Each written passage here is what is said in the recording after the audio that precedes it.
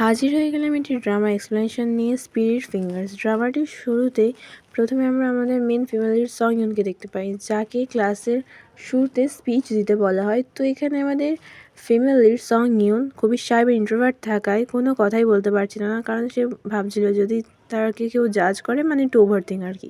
এখানে দেখা হয় যে সে তার প্রায় নিজের সেলফের সাথে কথা বলতো। তো একদিন সে দেখতে পেল রাস্তার ধারে একটি গ্রুপ বসে ড্রয়িং করছে।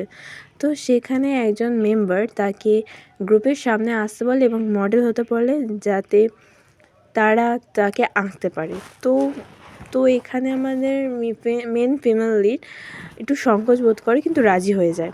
তো তারপর দেখানো হয় যে যেহেতু আমাদের মেন ফিমেল লিড আর কি শাই বা ইন্ট্রোভার্ট ছিল, তো সে নার্ভাস ফিল করছিল, বাট এখানে গ্রুপের সেই মেম্বারটা তাকে সাহস যোগায়। তো তারও একটু ভালো লাগে, তো সেও রাজি হয়ে যায়।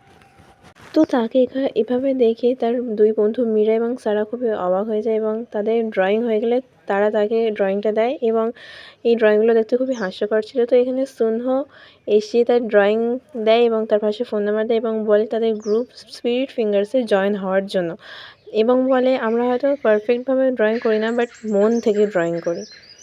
তো যাই হোক, এখানে নাম্বার দিয়ে গেছে এটা দেখে তো সে খুবই অবাক হয় যে প্রথমবার তাকে কেউ ভালোভাবে ট্রিট করলো।